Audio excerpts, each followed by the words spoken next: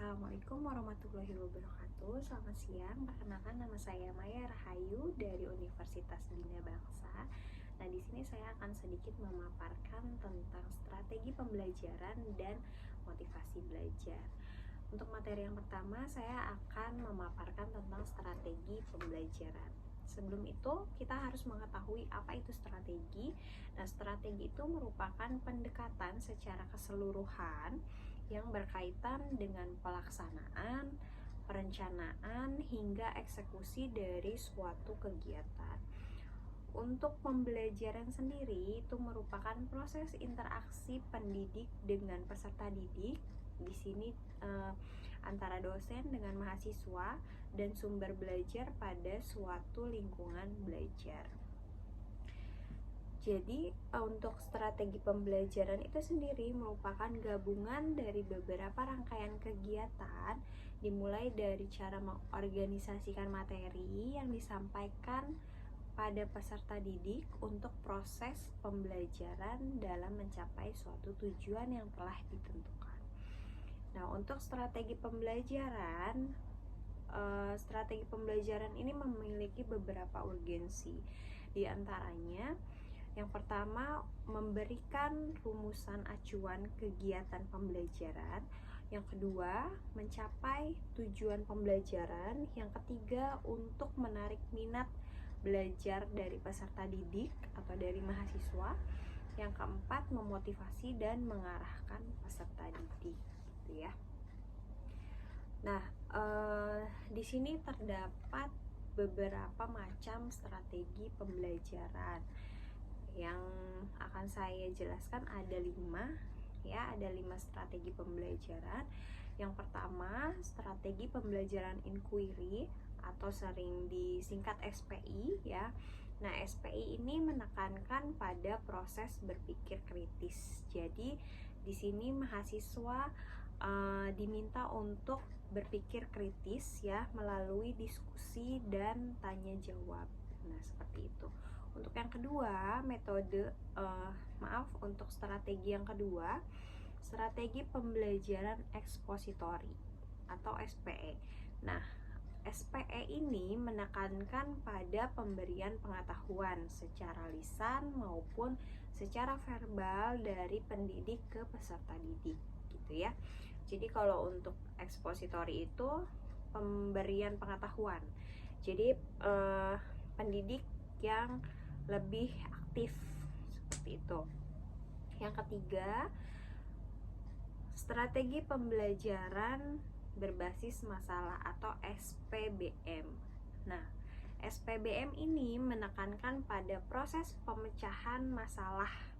Jadi di sini peserta didik belajar melalui pengalaman. Yang keempat, ada strategi pembelajaran kooperatif atau SPK. Ya, untuk SPK ini jadi menggunakan sistem kelompok atau teamwork.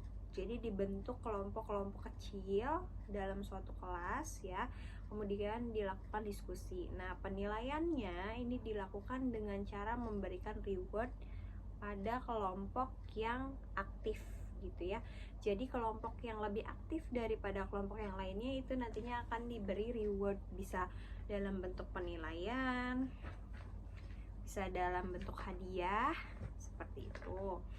Kemudian untuk strategi pembelajaran yang kelima, itu ada strategi pembelajaran peningkatan keterampilan berpikir atau SPPKB.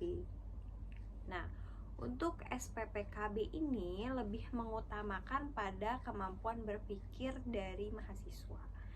Jadi mahasiswa dituntut untuk bisa berpikir kritis gitu ya.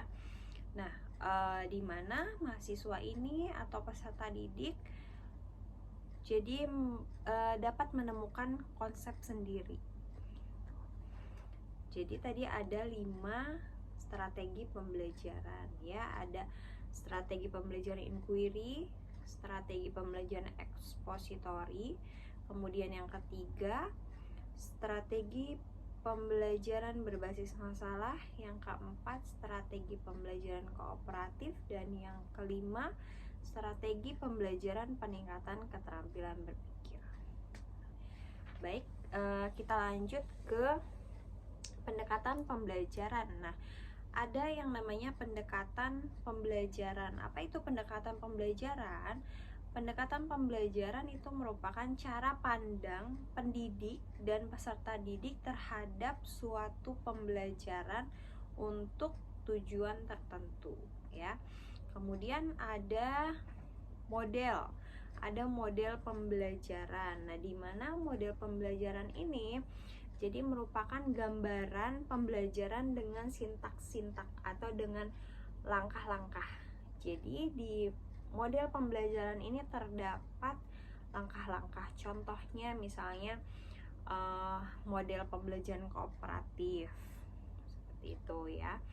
Kemudian ada yang namanya metode pembelajaran. Nah, di mana metode pembelajaran ini merupakan cara pendidik dalam menyampaikan materi, gitu ya. Untuk di perguruan tinggi berarti cara bagaimana dosen menyampaikan materi kepada mahasiswa. Contohnya bisa dengan metode ceramah, kemudian metode pengamatan, metode observasi, ya, atau metode pengamatan.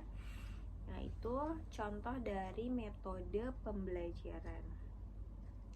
Selanjutnya ada yang namanya teknik pembelajaran. Nah, teknik pembelajaran ini contohnya teknik presentasi, ya, dimana misalnya mahasiswa diminta untuk mempresentasikan suatu topik.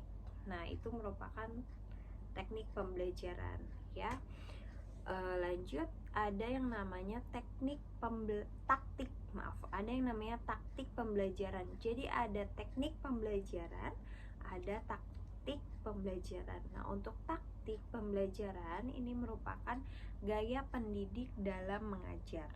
Seperti itu. Baik, itu untuk strategi pembelajaran. Kita langsung lanjut ke motivasi belajar, ya.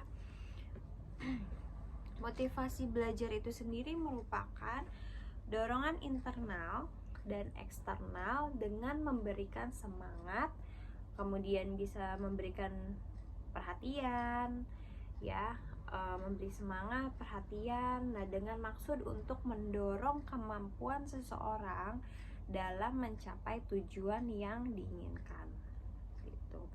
Nah, untuk motivasi ini memiliki beberapa fungsi. Jadi ada beberapa fungsi motivasi. Yang pertama, fungsinya sebagai pendorong kemauan. Jadi untuk mendorong kemauan seseorang dalam mencapai tujuan atau keinginan yang dia inginkan, gitu ya. Yang kedua itu sebagai penentu arah. Yang ketiga, pendorong usaha untuk mencapai prestasi. Kemudian ada cara-cara untuk menumbuhkan motivasi. Ada beberapa cara. Di antaranya yang pertama, memberi angka. Nah, memberi angka di sini contohnya misalnya dosen memberikan nilai A pada mahasiswa. Nah, itu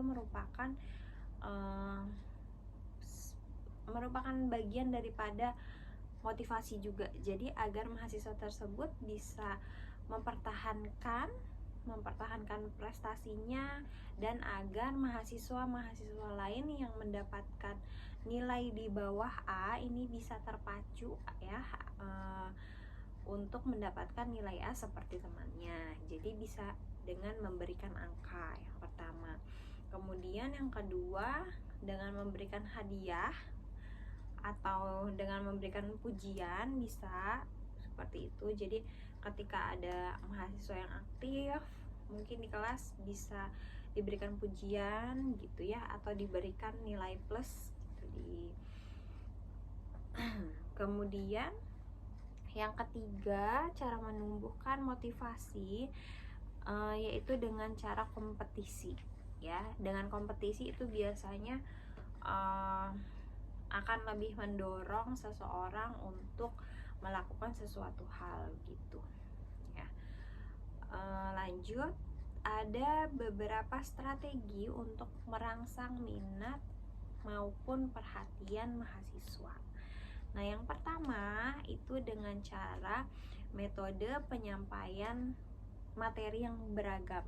Jadi ketika menyampaikan materi di pertemuan pertama misalnya dengan metode pengamatan, kemudian di pertemuan kedua itu bisa menggunakan metode yang lain. Jadi menggunakan metode-metode yang bervariasi agar mahasiswa tidak merasa monoton, tidak jenuh seperti itu. Untuk strategi yang kedua itu dengan cara variasi media ya.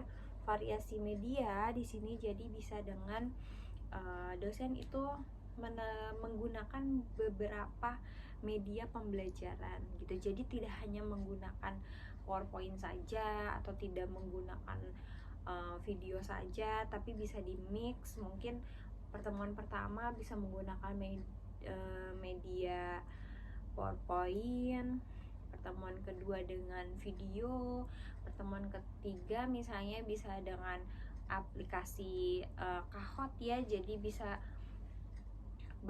terdapat banyak aplikasi pembelajaran ya, aplikasi-aplikasi edukatif.